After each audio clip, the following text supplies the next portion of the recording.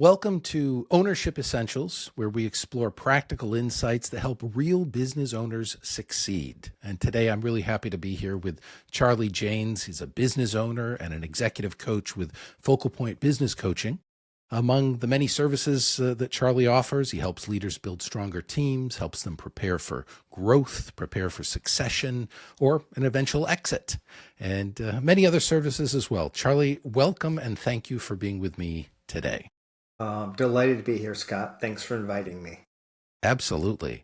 Yeah, and I'm really excited about our theme today. As you may know, Charlie, from our conversations, I work a lot with people who are in corporate America, many times in leadership roles, whether it's managing teams or managing entire divisions, right?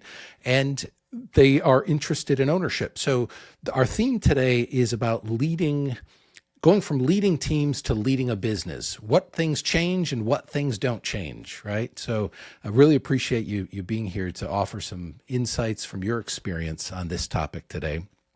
Kind of jumping off point, I mentioned you're from Focal Point Business Coaching. If someone hasn't heard of Focal Point, what is it, and what core coaching disciplines do you and your team focus on? Yeah, Focal Point's been around for over 20 years and it's international. There's about 250 of us who have been certified as either business coaches or executive coaches or even corporate skills trainers, things like sales and things like that. So I think of us as kind of like the McKinsey of small business coaching. Oh, I love that. It's a great way to think about it. Nice. Well, let's jump into a question here. Many people, as I'd mentioned, they've led teams in corporate environments. They want to consider business ownership. In your experience, what are the leadership skills that transfer most directly into owning and running a business, a small business? Okay. Well, my corporate background is I spent 30 years in Silicon Valley scaling tech companies that work with companies to help them compete. And in those businesses, the things we valued were the basics of focusing on hiring great people and retaining them, communicating best practices, and doing things like strategic planning. Okay. Okay. And those carry over well to running a small business. They do. So we own multiple businesses. So when my wife and I burned out from the corporate world, we bought franchise systems and we bought them at the same time. So she bought a home care business, which she scaled up now to 4 different territories and about 150 employees. It's a pretty big operation. And then my business coaching is decidedly lean because I didn't want to manage people anymore. I wanted to work with innovative business owners who just needed a guide to help them through the process. And yes, those skills are really the ones that in all of those scenarios are the most important. Awesome. Great. Now, when you think of somebody who's strong in those skills, the ones you just mentioned, what surprises them when they step into ownership for the first time? What surprised me is I was typically in charge of sales. I often had as many as 100 salespeople working for me. What shocked me was that even with all that background in selling, when it came to promoting my own business or promoting myself, I was often awkward. Sometimes I felt self-serving. So, I pulled back and I wasn't as effective as people who have been service professionals or coaches for a longer period of time. They get more comfortable with that. But at the beginning, it was painful. That's interesting. Yeah. Because when we're on the corporate side, we're representing a brand. There's a lot of power behind it. It's not about us. It's not about our ego. And now it's about us and we're selling ourselves. So Yeah, that's I can right. I see that. mean, Yeah. by nature, corporation is defined and built on in systems and departments and how things work. So there's certainly a culture and a rule book that you follow when you go to sell their service. But, when you start your own business, there's learning, even if you're buying an excellent franchise that has a sales system. Hmm. No, that's an interesting insight. I appreciate that. Now, we think about the bigger corporate universe there, right? Many people who have been in corporate leadership roles, they have this deep expertise in a very large system, right? It's kind of one segment of the whole thing. But now, new business owners are kind of doing the opposite. Now they have this broad responsibility and many times a small team of resources. So are there changes in mindset, or what changes in mindset or thinking would be important for making that kind of shift? Well, it depends the phase of the business. So, assuming you're starting your new business, all businesses go through three distinct phases of learning, spinning up, and that's still true with a franchise. And then you're in your growth phase, and then eventually most businesses enter a decline phase at some point. So the mindset shifts a lot from that. And when you're in the learning phase and it's just the individual owner, you're having to become really good at each one of the disciplines that relate to selling and servicing clients, managing the services itself and doing the administrative work. But the way the mind shift evolves as you start getting some scale to it, ideally the owner gets above the work, the day-to-day work, and the mind shift focuses very much into what we call a visionary phase, where you're thinking about the key elements of culture, hiring increasingly better people and finding ways of keeping them engaged and treating the business and the customers like you would, and doing things with strategic partnerships rather than just being down what they call in the business. So it is very much an evolution. Yeah, yeah. And it sounds like any new owner needs to be prepared for that shift. You don't start how you're going to exit the business, right? You're going to go through a life cycle of your own in the skills, experiences, and even the roles you play within the business as you grow it and scale it. Yeah, Interesting. absolutely. And that's the important thing is most people, even a lot of investors, don't understand that simple concept of the business life cycle of learning, growth, and decline. But it's an absolute truism of all companies, all relationships, and all products. Very, very interesting. Love it. Now, you mentioned, that both you and your wife have participated in the franchise systems successfully, which is great. And, franchising provides this proven playbook, tested playbook. How should owners think about their role when it comes to, say, bringing that system to life, right? They need to kind of internalize the system and understand the system, but also create a team that can execute it. Because as you said, they don't really want to be the ones doing the work day to day. They want to execute. They want a team to execute the system. So how can a new owner approach that thinking and their role in those parts? Well, you've mentioned mindset a couple times, and that's really important. So when you're the business owner, you're the standard bearer. It's incumbent on you to really embrace everything that your franchisor gives you, and to understand it as well as you can and to implement it to the best you can, because theoretically it's well proven and it's your shortest path to success. So you have to be passionate about your playbook. Now, while there's room to experiment and innovate, you want to continue to, refine and focus on your profitability and building your business so that it'll be transferable when it's time to. But those are the big things: is being passionate about the playbook. Okay, okay. So really dig into it, understand it, understand the moving parts, and feel be as you mentioned, that standard bearer, carry the torch on that. That's good. Absolutely. All right.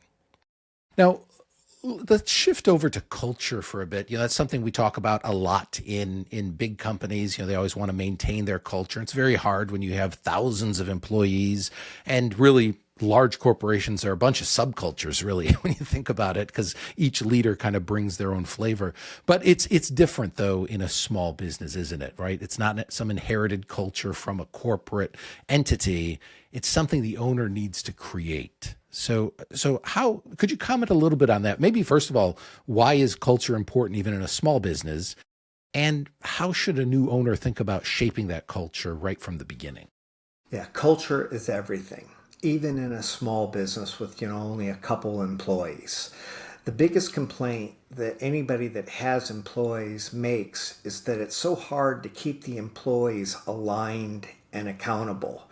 And culture is where it starts. So that the initial exercise I do with all new business owners is I have them start with listing their own values And a lot of times when I ask them for their values, they don't come up with their real values right off the bat. They're almost embarrassed by it. It takes some practice to think about it. So I might have them write down about as many as 15 values. But then over a couple weeks period of time, through some debate and talking to other people, we whittle that list down to maybe two or three, but no more than five.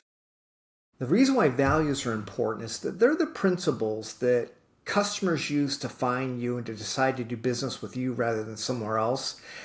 And they're the principles that your employees use to make decisions when you're not standing there telling them what to do.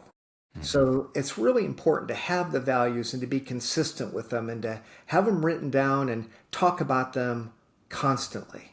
Hmm. Hmm. Yeah, really giving deep thought to what the values are, I think, is vital. Communicating them well. How do you? Just a side point on that, just to go off on what you said.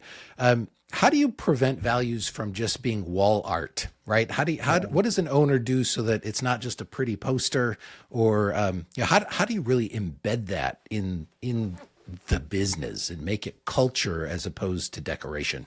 Yeah. And you raise a great point in the sense that in most companies, it is just wall art. So I'm going to give you two hacks.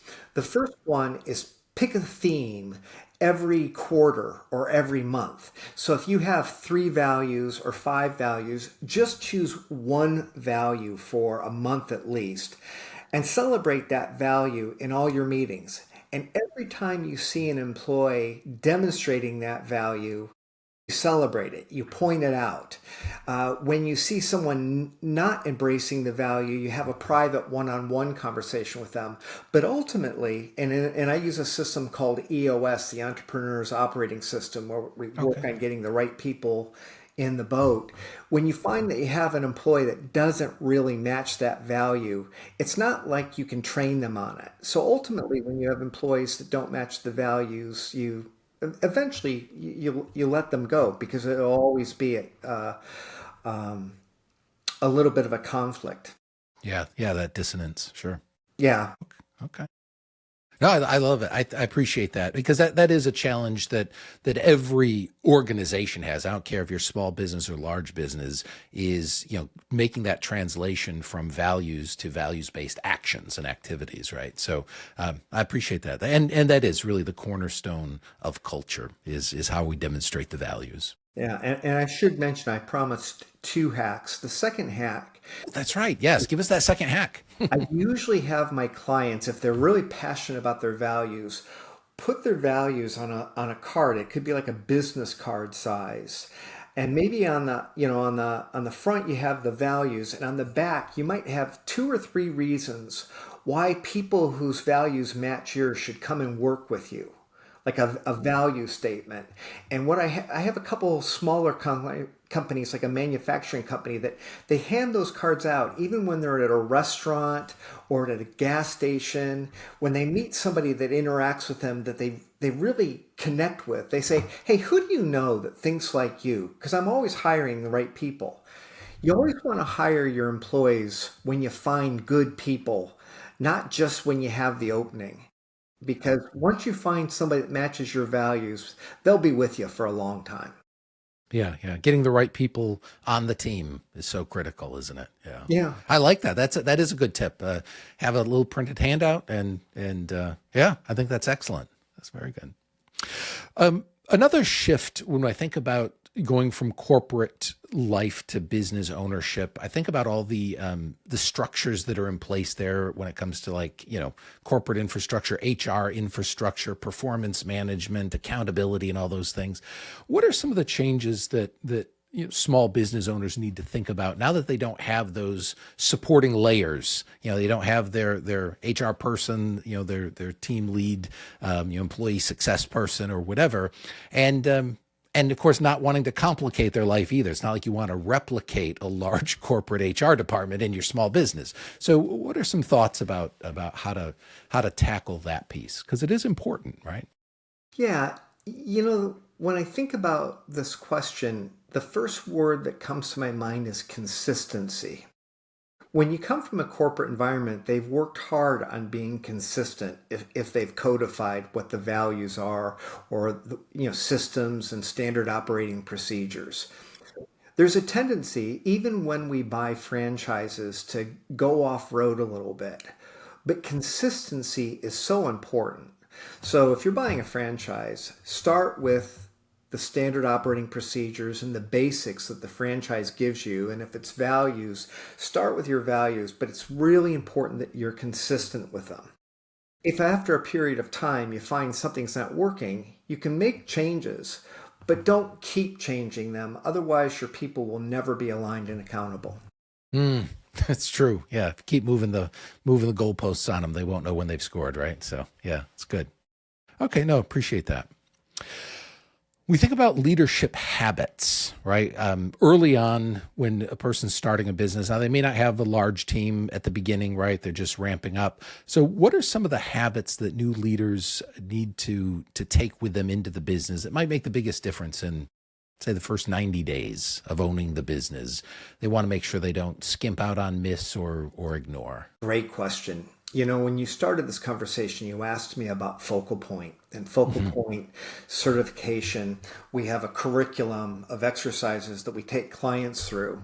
And generally, whether it's business coaching or executive coaching in a corporation, we still take everybody through the first 4 sessions. So the first one is always defining with an assessment of what your behavioral style is and what your communication style is. Okay. And in the first session, we'll work on the owner understanding their own, but also understanding how to identify those of their customers and their employees. And that really shapes communicating with people in a way that they can hear. The second thing we do is we set goals for the quarter, for the year, and a 3-year period out, so we know what good looks like on important things like profit, sales and profit, or key metrics like the number or type of clients. The third thing that we do is we set some sort of goals for our life, the balance of what business success looks like, what financial security looks like, what good health looks like, both mental and physical, as well as then the life that we want to live. And then in the fourth session, we usually build a draft strategic plan which incorporates the values that we just discussed, as well as things like a vision, a mission, and maybe even a brand promise. Okay. So those Yeah, are and habits that I do with every client. yeah, and really, I mean, as you were walking through all those things, it's clear to see how a leader having clarity about those items, right? Knowing exactly what values they're bringing to the table, understanding the path that they're going to take to get there, having the goals set, like understanding all the financial performance metrics that they're going to be looking at early on, so they can start communicating that early and often. Yeah, it's clear that those habits, even if you don't have a large team at first, knowing those, internalizing those, having some good self-awareness and social intelligence and emotional intelligence, right? So that's good. All right. And Scott, the thing is, a lot of people, when you talk about things like values, they think that's soft, kind of, you know, mushy, kind of rah rah speak. But it's just good business. By securing those 4 basic habits, most businesses greatly outperform their peer groups. Last year, my average client grew their profits at least 25% by implementing those simple 4 steps. Interesting. Okay. Yeah. So it's back to basic stuff, right? Good. It's Good. I like it. more than basics. It's Yeah. foundational. You Foundational. can't build a big building if you don't have a foundation. No, good. I love it. Thanks for sharing. Let's talk a little bit more about personal development on behalf of an owner, right? Just because you're the top dog, the big boss, right, at the new business, growth and mindset are still really important. What are some of what sort of personal development do you see as essential for a person who may have been a manager, now they're an owner? You've touched on it in many of these responses, but any additional thoughts you want to share or to enumerate? Well, maybe just building on the theme that there's health. So the physical health. So whether you work in a corporation or you're your own business owner, a lot of strivers, their health starts deteriorating, which undermines your ability to perform at your best. Physical health is simple things like sleeping, drinking enough water, being careful with drinking and smoking and things like that. But you've mentioned mindset a lot, and mindset is a massive issue. In the workplace today, studies are showing that large number of employees are just simply disengaged because of their own personal levels of stress. I think something like 41% of all employees say that their job is stressful, and about 45% of business owners have been reporting feeling disengaged from their business or stressed. Hmm. So it's a pretty big issue. So I focus a lot, and I've added a system called Positive Intelligence it's a New York Times bestseller book, but it's an entire coaching system around mindset where you learn about what we call saboteurs, the self protective defense mechanisms that we have as children that we overuse in business and life in ways that degrade our performance and our relationships with others. An example is I'm a hyperachiever. So I'm always stressed about achieving the next level of performance, but the lie is that I'm no happier when I do. That's not the foundation of success or happiness, that you have to have a fuller life. So mindset work is really, really important. Yeah. No, no. Thanks for emphasizing that. I didn't know those numbers. I think we instinctively sense just by working with people that we're all more stressed than ever, right? It seems, and disengagement happens very quickly once our stress reaches a certain level. Things that we'd normally be passionate about, things that we're really good at, things that we have talents within. So, yeah, that's some good information there. Well, there's another element to it that's important is the generational changes. So I'm the tail end of the baby boomers, and Okay. most people know that the baby boomers were just warrior soldiers that just showed up at work no matter what. Now a lot of people talk about the younger generations, the people in their 20s or 30s today who are less dedicated towards work. But if you think about it, the whole world, the way things change, get communicated, the amount of responsiveness we want from life, we're on our phones, so we're looking for instant gratification. But also, those younger generations have seen a lot of their parents come home without jobs after years of dedicated service. So there's a big difference of perspective between older people and younger people that any business owner has to pay attention to when they're hiring. And we can't do without any one of the generations. So you have to get good at building those relationships and managing the mindset issues to make sure that all your employees are engaged at any age. No, that's such a good point, and I'm glad you brought it up, Charlie. It's very easy for us to think of our generational lens as the one that makes the most sense, and of course the most practical. And why isn't everybody like this? And the people in the generations ahead of us don't get it, and the people in the generations behind us will never understand it, or whatever. And yet, that's such a wrong way of thinking, right? Because every generation brings the value of their experience to date, right? And we need the youth creativity, the energy of the newest generations, and the wisdom of the aging generations, and together so much more powerful, right? Absolutely. And Yeah. those younger generations need to be our customers. So we better That's serve so them. tr- better take care of them. Yes, better serve them. Right. Awesome. So I guess just one final question here. The one more thing, maybe, Charlie. What's one leadership skill that becomes more important as an owner than it was maybe when a person was a manager, and maybe one that's less important? What gets more important? What gets less important as we Well, make that switch? a little bit of it depends on the size of the business, but planning is more important for any size business, whether you're one employee or you're 100. Hmm. So I would say that's my more. Okay. And I think the thing that becomes less important, especially as your business scales beyond 3 employees or 10 employees, or especially 20 employees, is being the craftsman becomes less important because you're hiring the craftsman and the owner is thinking more about the visionary leadership things around the culture and the strategic relationships I touched on before. Thank you. Thank you. Very good. Well, Charlie, listen, I really, really appreciate you taking time with me today. I think it is a very important topic. Not everybody who says, I think I want to start a business, I want to leave corporate and go start a business, should do it, right? They may not be cut out for it. It may just not be fun for them, right? And I think that the insights you shared today gives us something to think about. If we have strengths in those areas, if we have a desire to grow in those concepts that you were explaining to us, it can be a really rewarding and fulfilling journey, though, taking on ownership.